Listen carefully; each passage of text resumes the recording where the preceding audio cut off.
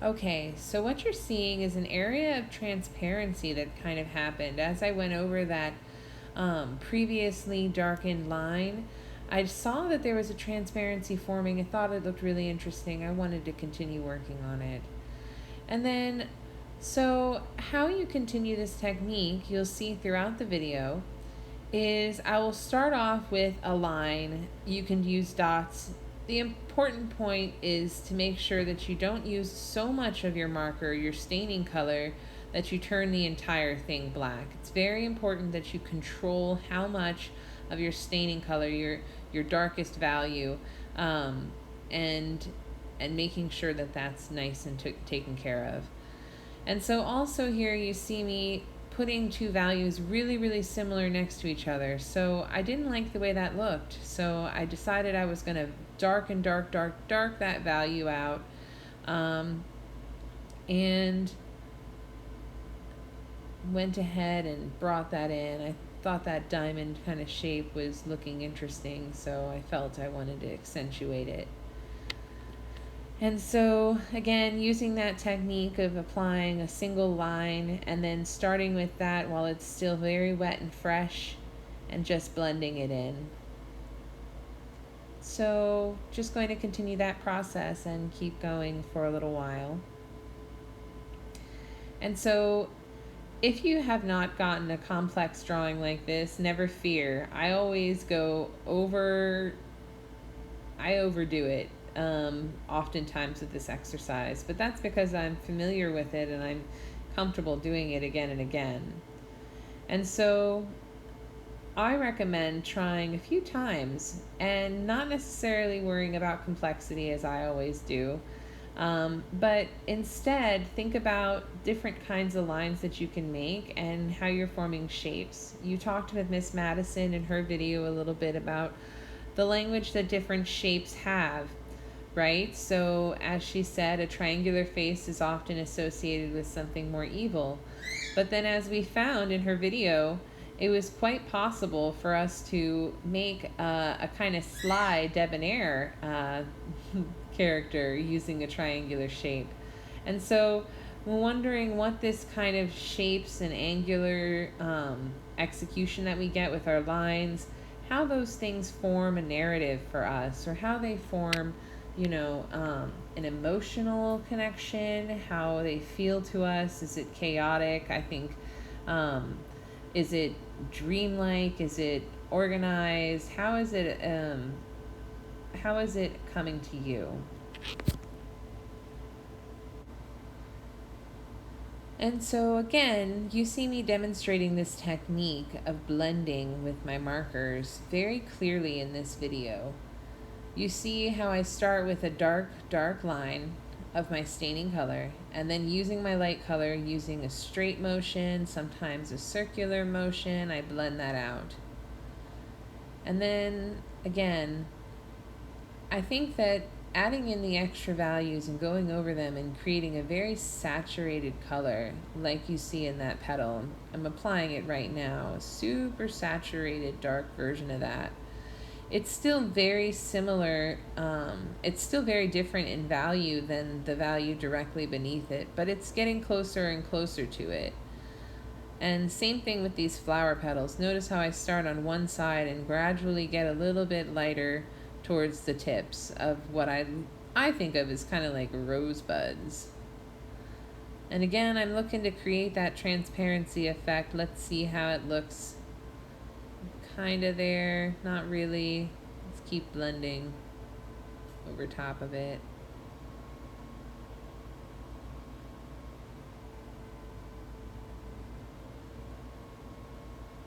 Just a little. So I'll let that dry. And then I'll continue working on some of these shapes. And so I've kind of gotten this diamond pattern worked out in several areas in the painting, so I'm just going to go ahead and continue that pattern. And I remember thinking while I was doing this how I wasn't sure how I was going to get that curvature as it curves down into this other diamond shape, how I was going to execute that. you may see some streakiness coming down, but you also may see a soft scraping of the paper. That's the marker, just the texture of the paper itself is scratchy. And so it has a tooth to it, and tooth has to do with just the texture of the paper. And so while this image is marinating for us, just a moment to see how the progress has gone through, you can see in our original areas how there's that texture, that tooth. And that's where the marker hasn't fully saturated through the surface of the drawing. If you're working on a different type of paper, like regular ruled paper or lined paper or printer paper, you're going to get a different effect because it has a different tooth. It has a different gloss to it sometimes. So back to drawing, it looks like. And so these I kind of looked at as like weird ribbons, but it was very difficult for me to create that effect. And again, because it's hard to control sometimes the amount of ink that comes out of our staining color, but once you get used to doing it, you can really develop it more and more. And I kind of wanted to accentuate that line, even though it's kind of disrupted a bit of my drawing here in the final composition. I wanted to do something with it, so I decided to make those points very big and just, I don't know, I just left them like that.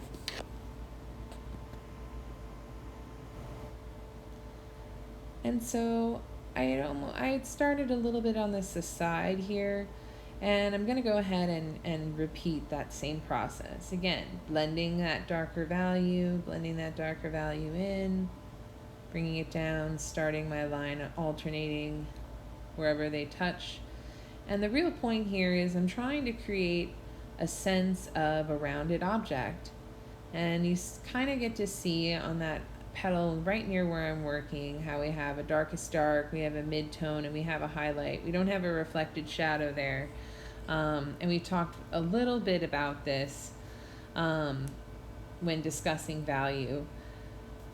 But as you can see, I'm going through adding more saturation of the marker and really seeing these flower-like organic shapes forming. So sometimes you'll see me give it a break. I go switching over here to go work on this again. And it's always good if you feel yourself getting stuck in a rut to give yourself a little bit of break. And I noticed as soon as I blended that section there how it created this lovely, lovely lavender that's hard to see in this video but very clear in the drawing itself.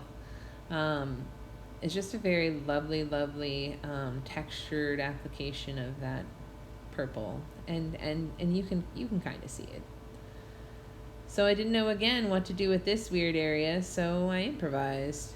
And you'll have weird areas like that in your drawing too, so don't be afraid to let it wait before you address it. As you can see, I've done a majority of my drawing before I addressed it, and look, I stopped right there. I stopped to give myself a break, and I started to add in more of that saturation to my other straight lines. And they appear fairly straight, maybe off a little bit to the right, but they're doing okay. If your lines aren't straight, that's totally fine.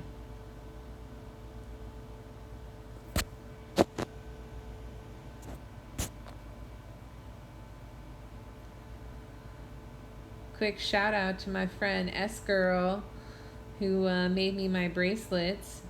Thank you very much for that. I thought I'd wear some bling bling. Really excited to see the rainbow one you're gonna make me. Woohoo, I love it.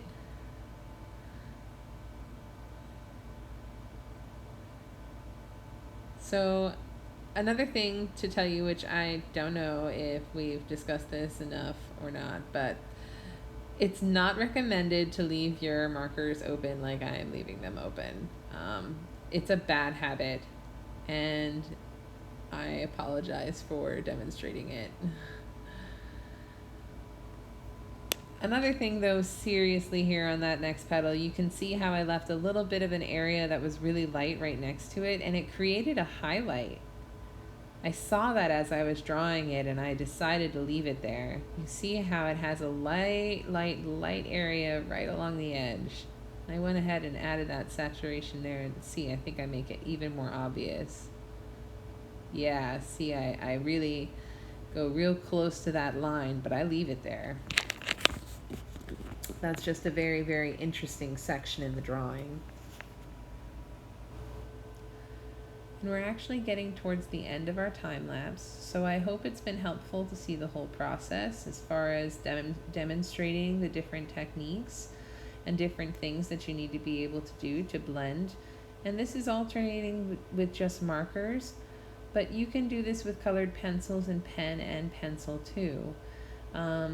It's just a different technique the way you do it. So perhaps we can, if you like this video, do another video demonstrating how to do a similar drawing like this, maybe less complex, using pencil or using pen, which would be really, really interesting. So I think that would be a really good idea.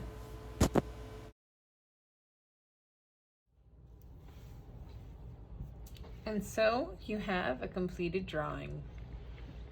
And so we started with the 2-value drawing with just our pink and our white, and we slowly added in our lovely teal to make a beautiful, beautiful, what appears to me as like a maroon, a magenta, and just a pale, pale pink and lightish purple.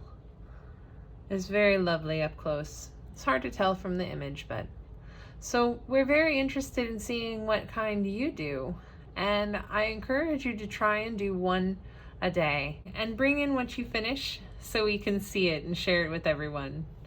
Okay, thank you everybody. Have a good day.